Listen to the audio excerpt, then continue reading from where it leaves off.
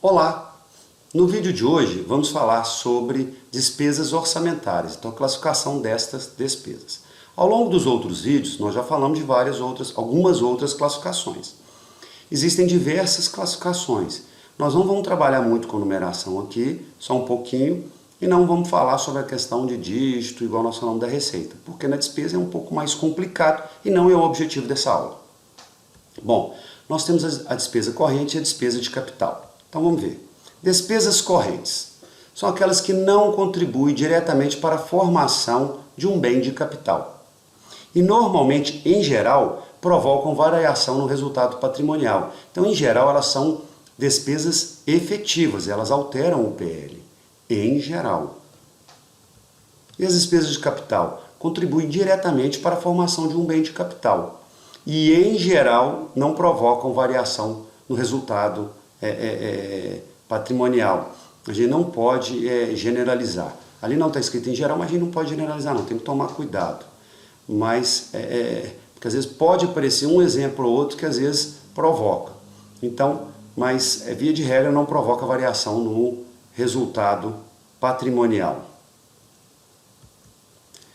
Antes da gente continuar, vamos lembrar disso aqui, ó, das receitas e despesas intra-orçamentárias. Despesa intra-orçamentária e receita intra-orçamentária. Vamos lembrar aqui o seguinte, o exemplo. Um ente federal 1, ele faz parte do orçamento fiscal e da Seguridade Social, e nós temos um ente federal 2 que também faz parte do orçamento fiscal e da Seguridade Social. Então esse ente federal 1, ele faz um pagamento para o ente 2. Então ele pagou um serviço que foi para esse ente 2. Então esse primeiro aqui, ele realizou uma despesa intra-orçamentária. Por quê? Todos dois são entes federais e todos dois fazem parte do orçamento fiscal ou da Seguridade Social. Orçamento de investimento não entra nesse conceito. Esse conceito já foi dado quando falou de receita, classificação de receita. Só lembrando, porque agora nós estamos falando de despesa. E o que recebe o pagamento do ente 1 realizou uma receita intra-orçamentária. Então, receita dentro do mesmo orçamento e de entes da mesma esfera, no caso aqui federal. Só para lembrar, antes da gente passar para frente. Então aqui uma despesa intra-orçamentária, aqui uma receita intra-orçamentária. Classificação da despesa corrente ou de capital. Então vamos lá. As despesas correntes, nós temos 3 tipos. Com pessoal, com juros e outras despesas correntes. E as de capital? Nós temos investimentos, inversões financeiras e amortização da dívida. Então são esses os exemplos. Agora nós vamos explicar cada um, com calma. Então vamos lá. Despesas correntes. Com pessoal, quais são os exemplos? Todas as despesas com salários de servidores ativos e inativos e terceirizados. Quem são esses terceirizados?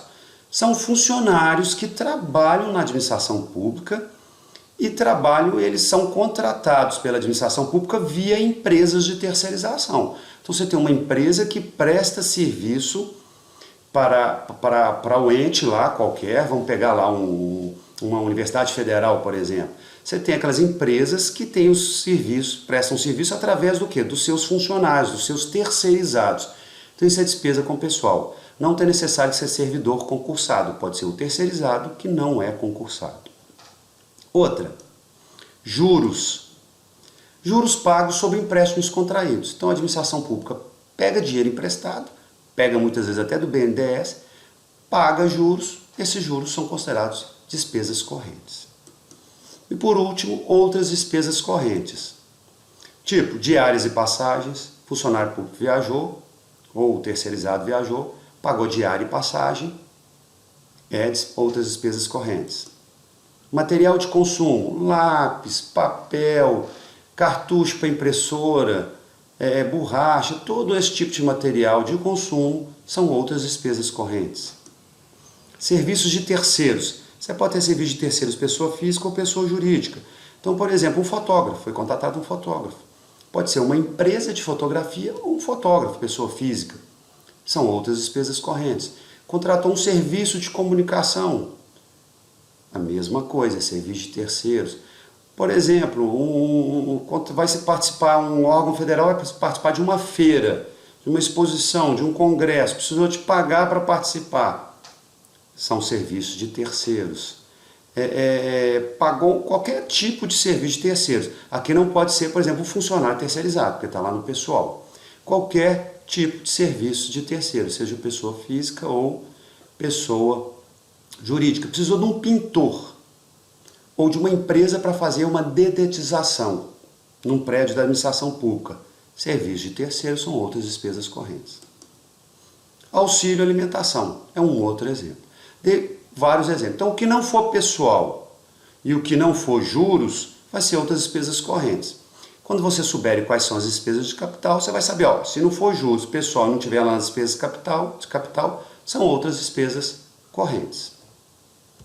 Vamos agora nas despesas de capital. A primeira são os investimentos. Muita atenção aqui, ó. O que são obras? Então, investimento com obras. Além desse, o que inclui nesse investimento com obra? Todo o material, por exemplo, todo o material que foi utilizado lá, às vezes algum material de consumo precisou nessa obra, e serviços que são contratados. Então, se contrata um serviço para ser prestado nessa obra, esse serviço, porque é prestado para a obra, é uma despesa de capital investimento. Aquisição de software e aquisição de equipamentos, instalações, material permanente e imóveis, desde que sejam adquiridos novos, sem uso. Se for já adquirido usado, já estava em uso pela própria administração pública ou não, não é investimento. Investimento é só quando se adquire novo. Muita atenção com isso. Inversões financeiras são concessão de empréstimo, então quando a administração pública concede empréstimo. Aquisição de títulos, quando a administração pública adquire títulos. Percebam que esse tipo de despesas, eles geram saída de caixa e ao mesmo tempo geram o quê? Um direito para a administração pública, ou seja, elas não afetam o patrimônio líquido. Equipamentos, material permanente e imóveis. Então, equipamentos, material permanente e imóveis, desde que adquiridos usados, ou seja, já em uso. Não são novos, não são zero. Então, por exemplo, adquirir um carro usado, está aqui. Carro zero, investimento. Você vê que todas as despesas que nós falamos até agora, elas não afetam o PL. Elas não afetam o patrimônio líquido. Bom, e a última, amortização da dívida.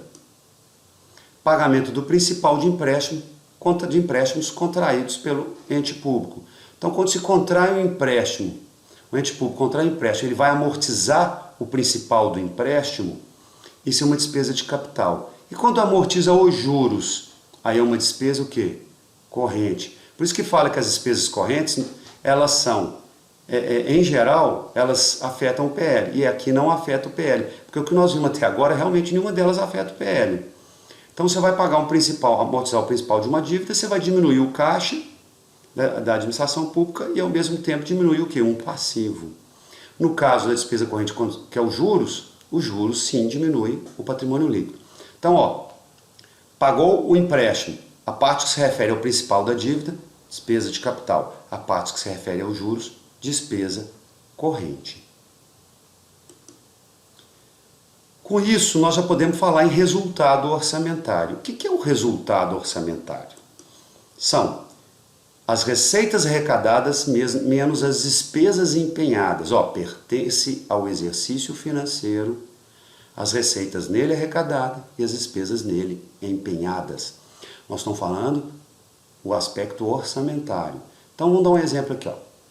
Teve uma receita arrecadada de 300 mil e uma despesa empenhada de 200 mil. Qual que é o resultado orçamentário?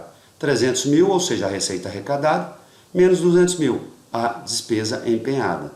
No caso aqui houve um superávit de 100 mil. Se fosse o contrário, teria um déficit de 100 mil. Mas no caso aqui é um superávit de 100 mil. Bom, espero que vocês tenham gostado. Volta, assiste várias vezes, para, reflete.